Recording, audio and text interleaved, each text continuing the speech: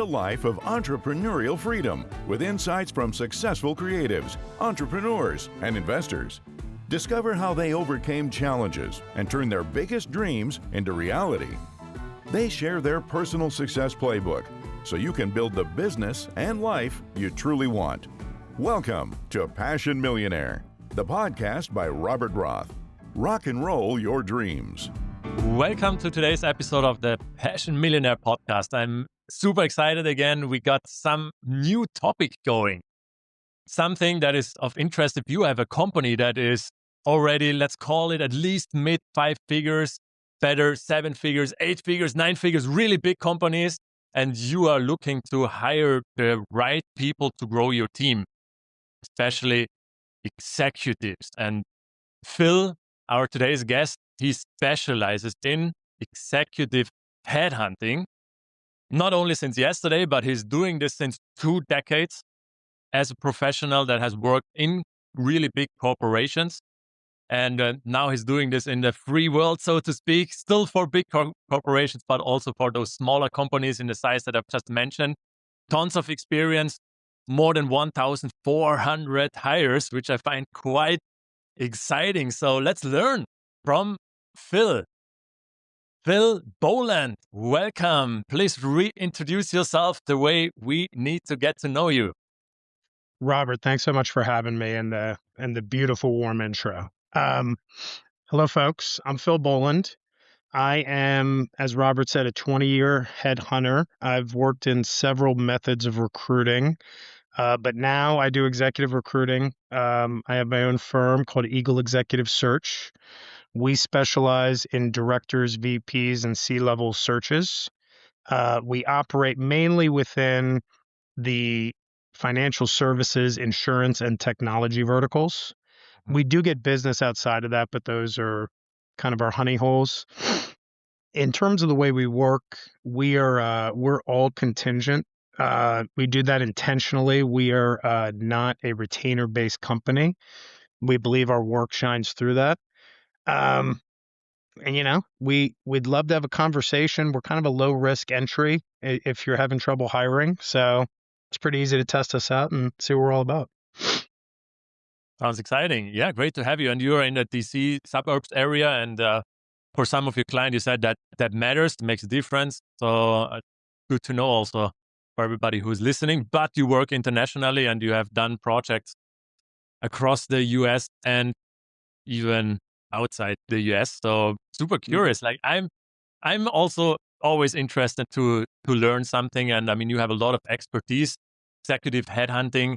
So I'd be curious, what do you think many people might get wrong, even if they have hired executives before? Like, what have you observed that can be done better by a professional that does only this one thing like you? So executive headhunting is a lot about respecting people's time. In the world of recruiting, as a recruiter, your job is to size someone up and see if they're a good fit for an opportunity. So presumably in a lot of cases, the more time you spend with someone, the better picture you'll have of them, right? So, but in executive headhunting, that kind of doesn't work because executives don't have time. A lot of my recruiting conversations are over text. They're, 9 p.m. phone conversations. They're, a 6 a.m. Zoom meeting. It's not the typical, hour, half hour interviews, during a lunch break or something. You really have to be kind of ultra flexible to kind of get into these people's calendar. And the actual screening part of it is not as big as a factor as it is the negotiation factor.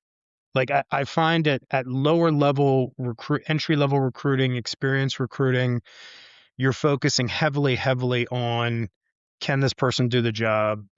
Or do they have the skills for the job? Do they have the right culture, attitude for the organization? In the executive world, you still do that, but executives are usually more impressive. They have a lot more accolades. They've done a lot more. And in a lot of cases, I think the skills to be a good executive recruiter are much more negotiation based than like selling someone good on an opportunity as opposed to talking to 5 or 10 people that could be good and figuring out who the right one is, if that makes sense.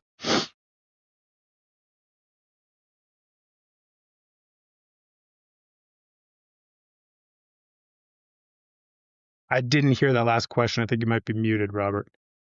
This negotiation component that you just mentioned, I'm curious, like how would that look like in reality? So let's say I have a CFO role, okay? And it's at a bank in Chicago, Mm-hmm. and it's a mid-sized bank, okay? That's a pretty clear-cut role. They have a couple things they probably want and a couple, opinion-based things that they might like to see in the hire. But if you look at the job market practically, there's probably 200 or 300 people in the country that can do that job. There's not thousands, right? So then you find all 200, you send them all a note. Let's say 60 are interested. Mm-hmm. At that point, you're not really screening people. You're going through the negotiation of what does their long-term comp incentives look like? What is the base salary versus the equity? What kind of team am I going to be able to bring with me? Are there any new positions underneath my org once I get hired? How is the team organized inside? Do I report to the CEO or do I report to the COO? Mm-hmm. And in some cases, you're just explaining how it's set up. In other cases, you're kind of actively negotiating on the side of the company Mm-hmm. where they might, like, for instance, I had a situation one time with a CTO. We were recruiting him to a financial organization. He was very interested, but the architecture group was underneath him, but the development and engineering shop was not. And he made that a serious point of contention. He's like, I can't move unless that's under me. And the negotiations went back and forth, and the company ended up doing that. But you're not just filling a role against a person. Like, you find a person, and then sometimes you're actively talking to the company to change the role in real time to fit the person they want. It's much more of a back and forth negotiation instead of a this is the job, not him kind of thing.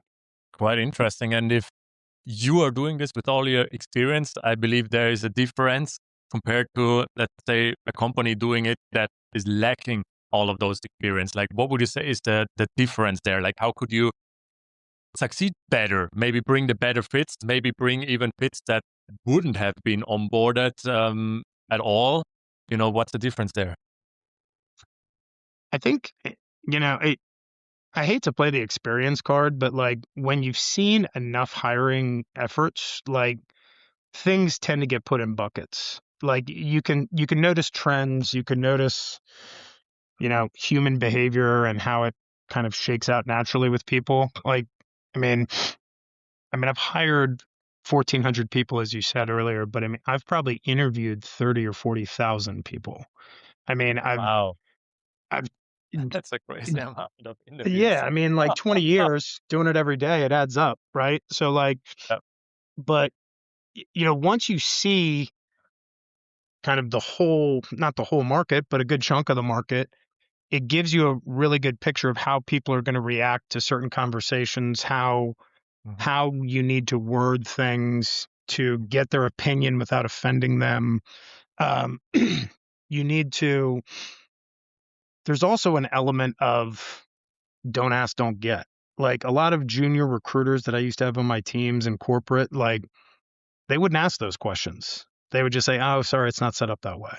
They wouldn't even think to go back and say, this guy's really good, but this is his only problem. Do you guys want to move on that or no? So it's kind of treating it comes down to treating the opportunity, the search, as like a business conversation as opposed to like finding the candidate. Okay, that's quite interesting. Yeah. And would you say, is there a difference also between you have been employed a long time ago, right, by corporations and doing that, and now you're doing that as an external partner? Is there maybe even an advantage to doing it like that? Sure. Because I've seen behind the curtain. There's a lot of agency folks that don't understand the corporate budget cycle, or they don't understand, the level of approval you need to get to go external to an agency, or how billing can change in first quarter versus fourth quarter. And just like all kind of the random idiosyncrasies of corporate life and how that affects hiring and people that want to go outside with a consultant. Like I've kind of seen I used to be the gatekeeper against guys like me at corporate. And like, it shows you a lot of, I got to see every tactic they used to get in. I got to see, the ones that were successful, what they were doing, how often they were meeting with managers, if they focused on managers or candidates more. And a lot of it just comes down to relationships and like being a good person and like following through on your word and like not being a liar. A lot of it's just being a good human, but like it's hard to kind of conceptualize it until you've kind of seen it wide scale, if that makes sense. Yeah, quite interesting. And then maybe this depends on the size of the company. Curious to hear. Like, if, let's say there's a company. Maybe we can answer this from two ends. Like a smaller company, let's call it maybe 7-figure company versus a company that is much bigger, 8 or 9-figure company, for example. Having the need for an executive role to fill ASAP, not getting it fixed. What is the cost? What is like the the cost? real cost to the company? Yeah. Well, the fee cost to me is 20%, which I think is very reasonable. But the actual that's not what I mean. What I mean is like, what's the cost for the company? Like, if they can't fill the role and then the things are not getting done, and maybe a couple failed hires and that kind of stuff. I'd be curious. Yeah. Well, I'll even make it simpler than that. I mean, like when I was in corporate, I was on a team of 10 recruiters before I got into management. And there was a period of about 6 months where 2 of them quit at the same time, and they spent 6 months backfilling those 2. So those 6 months were awful for me. Like, I had a 20% higher workload. I worked another hour or 2 every evening. I was more stressed and more annoyed generally. And the company didn't really do anything wrong to me. My workload just increased, and it was no fault of my own or no fault of theirs, really. But like, if that continued longer, I might have quit earlier. Like it's just a general aggravation for your people if you have a need that's not met. I would say, for a comparison, it's the same thing as having an awful employee that you won't fire. If you have a team cancer in your office, or someone that just hates the organization or doesn't work hard or is, getting everybody against the boss, like that's just as damaging. I mean, it just kind of shows your people what you put a high priority on. And if you're not putting a high priority on people, they are people. Yep. And then how long does it take until the damage is getting bigger and bigger in that, let's say, this exact situation that you've got, right?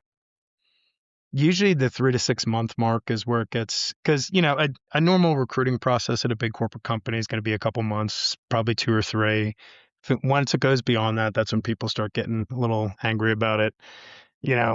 I mean, if you got a position open for 6 months, I mean, that's a big chunk of time that people are doing someone else's job. And, it's not a week or two. Imagine hating going to work for 6 months straight. It eats at you, Yep. Mm-hmm. Yep. So what is your way to compress this timeline to actually find the right executive as quickly as possible? We're just super direct. Like in today's world, I think job postings are completely dead. Like I don't post jobs on my LinkedIn. Okay. I don't advertise jobs on any social media at all. When I get a role, if I got a role right now, the first thing I would do is I have two methods really. I use LinkedIn Recruiter like most recruiters. I also will build custom search engines that will search parts of the internet that aren't maybe mapped the same way. And I'll use those two combined to build a list of people that could do the job. I hit them all up. And then I set appointments with everyone who's interested. I try to write a really engaging and really descriptive JD in the message to them. And I try to customize it to them to a certain point. And, I can do and then I'll send a message out and then they get back to me and meet with me. But those first few steps are like 4 hours, maybe 3 hours. And then once I get the messages out, people will meet with me over the next 4 or 5 days, and then I present the best couple. I mean, it takes about a week. At higher executive level, it usually takes 2 or 3 weeks just from people meeting with me with their calendar. But like, I find like in the world of advertising, like that work path is dead. I think it's just AI and easy apply and all these tools that make it easier to apply are just destroying internal HR companies. They're getting so many resumes they can't handle it, and sometimes they go to guys like me, which I don't mind. But I think it's the direct approach, direct sourcing to direct people, telling them why they're awesome, telling them why this job's awesome for you. They feel better. You feel good. You feel good when you're recruited. It's better than chasing something down. Exactly. Yep. Yeah, man. Direct method is always what I go with. That's quite interesting. Yeah. So, like, no, I wouldn't have guessed that you are not doing any job posts at all. You just reach out directly to them, and then like what's usually, let's say, the timeline after that? Let's say you found your top candidates. You present them to the company, and then so that has taken maybe 3 weeks, something like that. Yep. What's the timeline afterwards? Like usually in that pool of executives that you're presenting, is there the one that is being hired and that also sticks, or does it take a second round sometimes? And how would those cases be different? So let us know how this would play out typically. Yeah, there's a huge range of kind of what happens from there. The first thing that's going to dictate the range is how well do I know the client? How long have I been working with the client? How well does the client know me? Because, there's a lot of cases where I'll get a new client. They give me my first job and maybe they're super busy and they give me like 5-minute phone call with a couple bullet points about what the job is and just go find somebody quick. Like I hit on those too, but like a lot of cases with something like that, I might send 3 candidates over and they're like, oh, well, none of these guys have this cert. Like, did you, and something they forgot to tell me or something, and I'll retool and do it again. But typically, like if it's a client I know well or a position I've worked with them before, it's pretty straightforward. I mean, I send over 3 to 5 candidates. They pick 2 or 3 they like. They set up interviews. That usually takes, at the executive level, that usually takes like a month because they're usually meeting 3-4 people, 3-4 teams, really. Then we get to the negotiation offer process, which some companies will run that through me. I like them when they do because I'm very good at it. Um, some companies like to do it themselves, which I get it. It's their brand. That's fine. Um, but it's pretty straightforward after that. Every interview process is custom. Every offer process is custom. It kind of depends on the client directly. Interesting. And do you also Mhm. assist those companies with optimizing their interviewing process part? Like once you hand the executives over, or is it just they do whatever they do and then hopefully that's the best result? Or how would that look like? So I can, and I have done that, but I don't do that much. It's not like a Okay. core marketing thing that I put out there, but I'm trained in interview methodology. I've built, interview packets hundreds of times when I was in corporate. I know how to interview people fairly well.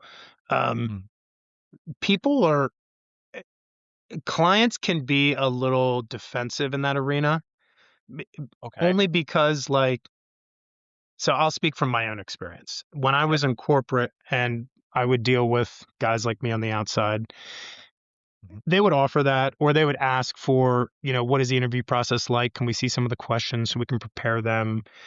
You know, a lot of clients aren't going to want you, the agency, to know what the interview is specifically because they don't want you to over prep your client and have them maybe falsely overrepresent themselves. So usually I'm kind of intentionally kept in the dark on certain aspects of the interview process.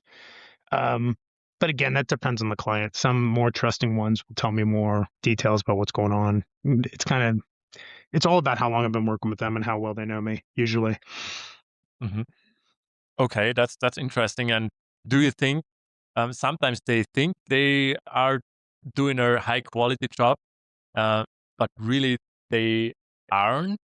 And if okay, you're nodding. So how would a company actually be able to figure out if they are really doing a high quality job or not? And if yes, awesome, thumbs up, we're gonna do it ourselves. But if no, and now we have just discovered that we should improve there Hmm. because we're gonna be doing good for the company, and we basically should get advice from somebody like you.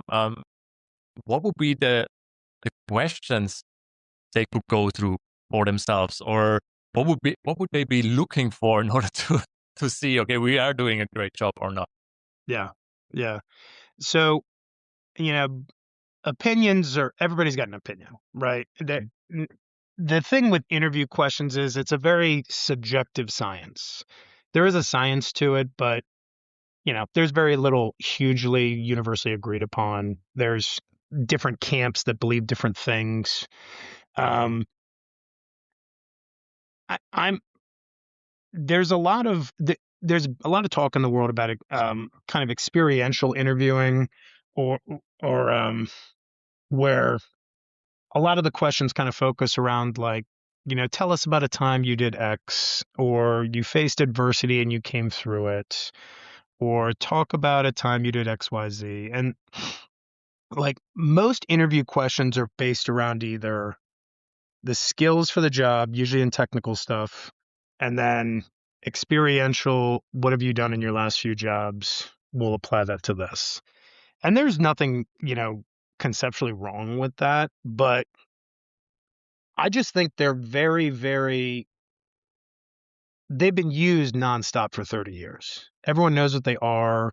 Mhm. Every Reddit and Google forum has 50 answers for them.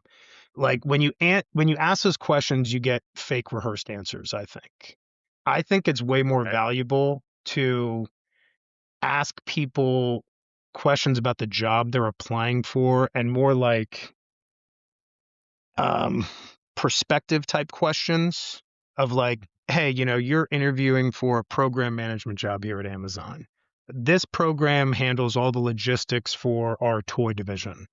What are some of the big problems you would think, we have, or, kind there's very little questioning today that asks about the job they're applying for and what they think about the job they are potentially walking into.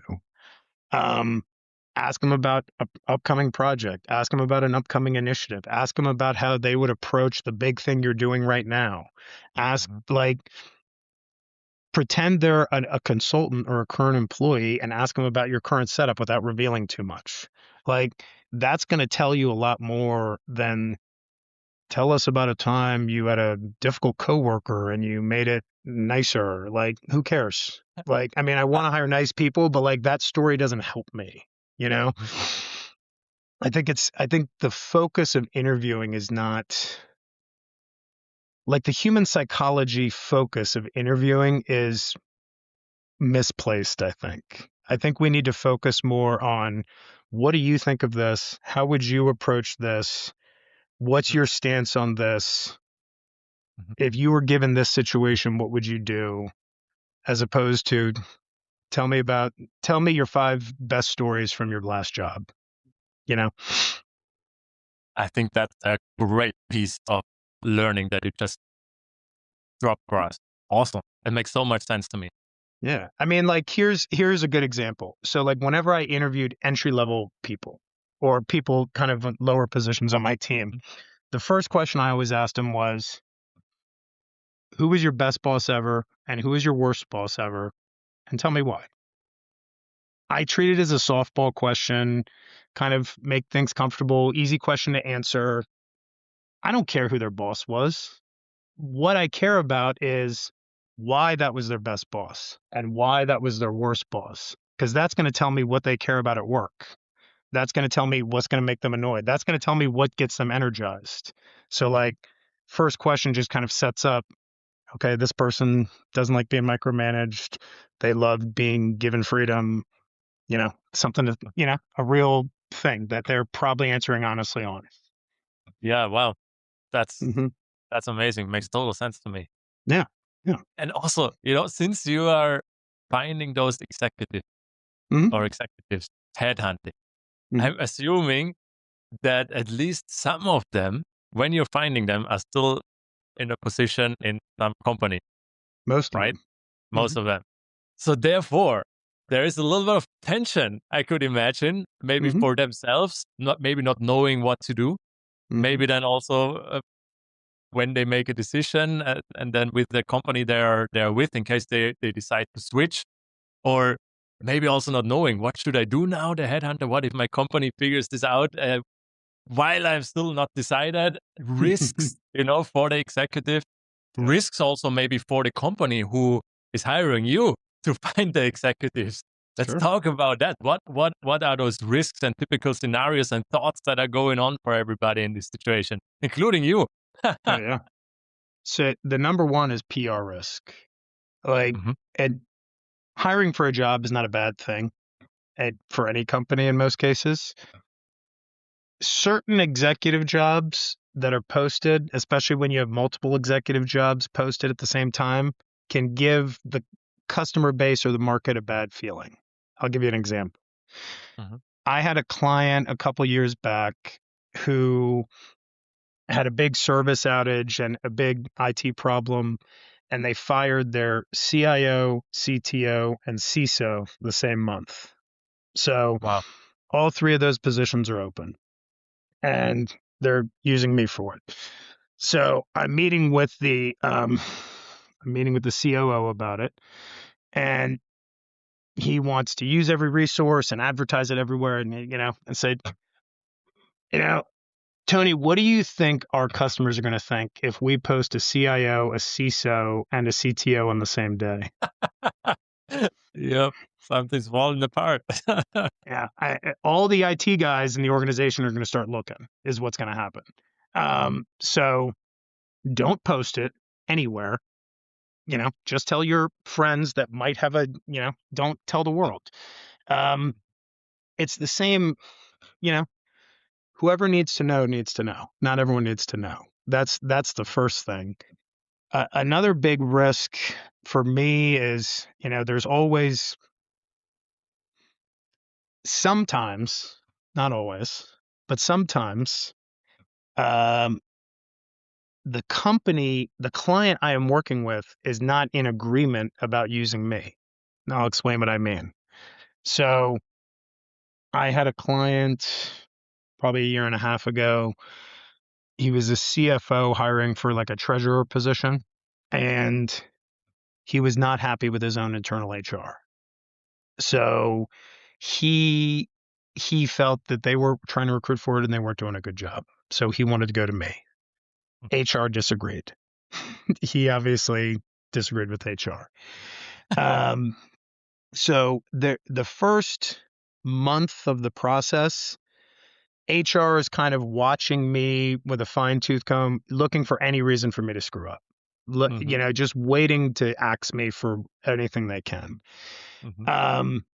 It's not always like that. A lot of times I work with HR directly and we're friends, and I came from HR. I'm a good guy, trust me. But that's just kind of how it plays out sometimes, and I do the best I can to stay out of internal corporate politics of another company. You just, be polite, be respectful, be humble, answer your questions and move on. But PR risk, there can be some like internal tension risk like that I just mentioned. Operational risk or reputational risk. I mean, because let's say you have a very important position and you give it to a recruiter who's maybe not that sharp or not that senior or doesn't really fully understand what you're looking for.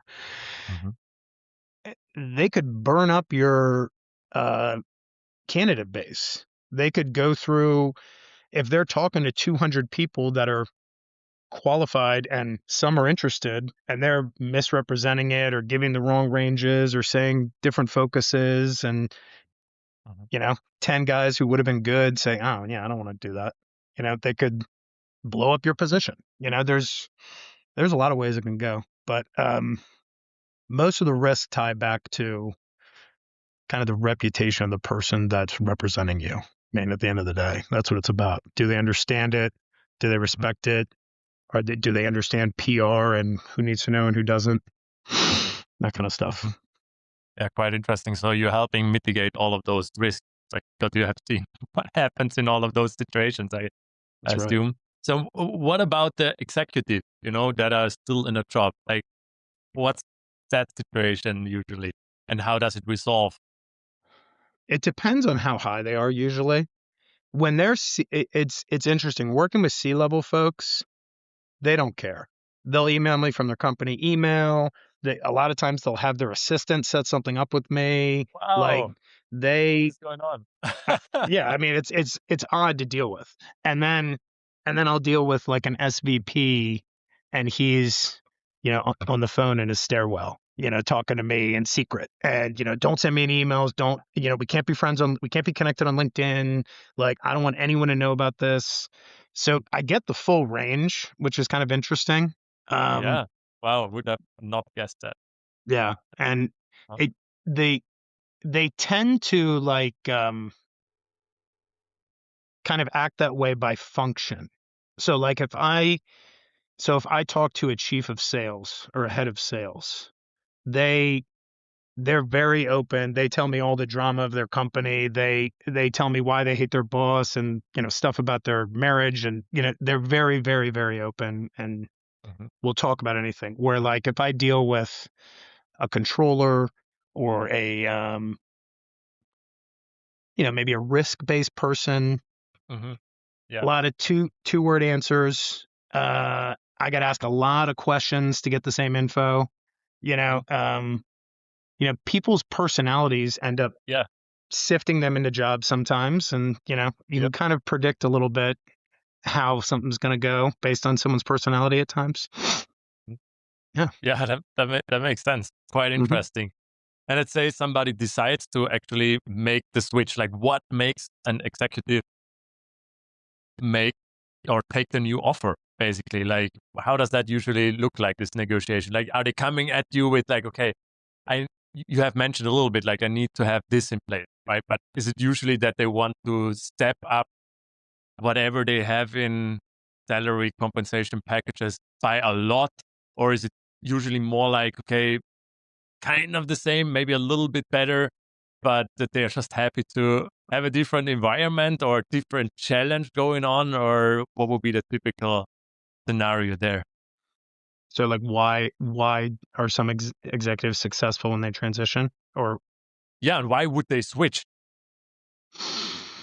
And how does that switch also look like? I mean, they need to tell their employer at some point, etc. Yeah. Well, it's typically not a 2-week notice. A lot of times they have to give a 4-week notice or a 6-week notice. Some really big companies, they ask for like months of notice, like if you're in a C-level position, because they have to do, long-term corporate planning. A lot of it is tied around timing of bonus cycles.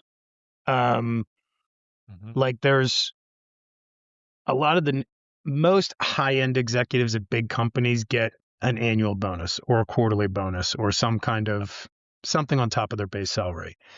And a lot of the timing, negotiation, logistics around the offer start time period is based on that.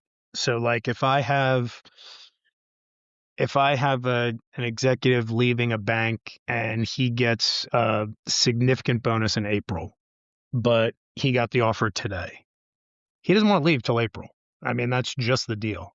So if the other company wants him before that, they got to pay for the bonus or part of the bonus, or they got to negotiate something else, or so like once you get to the offer stage, then it becomes kind of a complex logistics exercise of, okay, how much notice do you have to give? When is your bonus cycle timeout? You have a long-term incentive of equity stock that you're going to be vested in 4 months, and then a second set at 12 months. It gets kind of complex realizing what they're walking away from and like what's the best scenario for them to land the new one.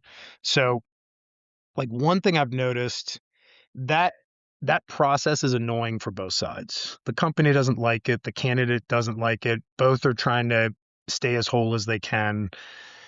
Like usually the messier that is, the worse the executive start out is.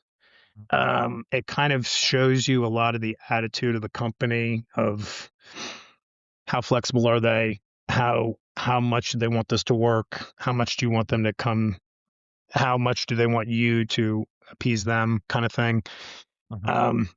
That can be kind of an interesting thing to watch go back and forth. Another aspect is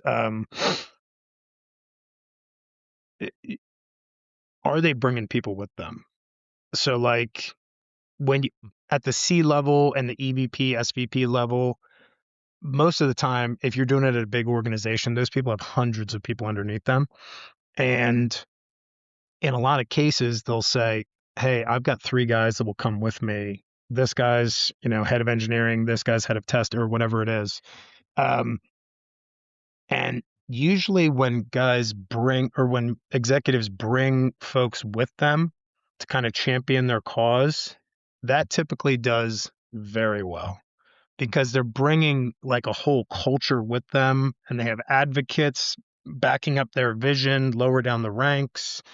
They've got that's always been a very good kind of tactic. It's not always practical. You can't always do that, but yeah, it works. But yeah, man, it can go a lot of ways. It gets crazy. Yeah, I can imagine that. Wow, that's quite interesting insight as well. Like basically the world of executive headhunting just opened up thanks to all the stories that you have told, your experience that you have brought to us.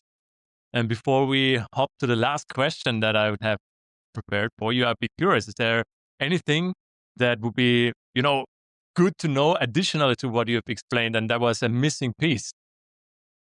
That would be the place.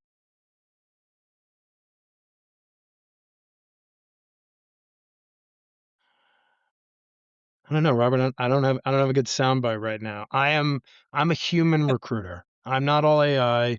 I am I care very much about touching both sides of the process and making sure everyone is happy and human and well covered. And we're old school customer service wise. That's what I'll say. Yeah, it makes total sense, and that's probably also reason for your success. I mean, you have I hope so. Left the safe world, or what I think is the safe world, right, of being employed You have your own business established successfully, which I find, so congratulations. I'm always super excited for everybody who achieved that. Thanks And so therefore, much. yeah, 100%. So, and I think that statement just made you super trustworthy. Like for me, like I personally also care about that a lot. I think it makes a difference. Like there are some people who care only, or it looks like they care only about the transactional value of whatever business transaction, right? And then there are people who, of course, you need to care about that transactional value. Otherwise, I mean, you go broke, right? That's And right. but this, human component, I believe it builds out a certain culture, and it's a match for a certain type of, in your case, executive, and a certain type of company that you work with. So I find it quite exciting that Love it. you work like this. So Thanks so last much. question for you. I'd be curious, what is the biggest mistake that a company that is hiring for executive is making that you maybe see all the time, and what is the best tip for it? The biggest mistake I see is candidates trying to convince the recruiter. The recruiter Mhm. basically has no power. Like I could tell you 500 stories of when I had a candidate I loved more than anything and the manager didn't care. Um, you're not trying to convince the recruiter. You're trying to convince the hiring manager. The recruiter, in most cases, will happily pass your resume along unless you're way, underqualified or something. But like, don't waste your time on the recruiter. They can only help you so much. Your other one was best advice. Yeah, best fix for that, if there's a fix. Best fix for that. Yeah, maybe there's none, because scenario is not a fit for this second part of the question, I guess, or is there? I don't know if there is a fit for that. Probably should have given you a different example. Yeah, there might not be a fit for that one because Yeah, hiring that's managers always got a choice. yeah, but that's an interesting insight you're leaving us with for the end. Cool. Yeah. Really appreciate that. And if somebody wants to work with you, no matter if executive, interested in finding the right position, or hiring company, or maybe soon hiring company, what's the best way to get in touch with you? I'm on all the normal channels. I'm on LinkedIn. I've got eagleexecutivesearch.com if you want to check me out. And my email is phil@eagleexecutivesearch.com. I'm pretty easy. I'm pretty low key. Set a meeting. I'll tell you all about it. Sounds great. We also link that in the show notes. So again, thank you so much. Really appreciated all your insights that you left us with. See you soon. Yeah. Thanks a bunch, Robert. Go to rockandrollyourdreams.com/podcast.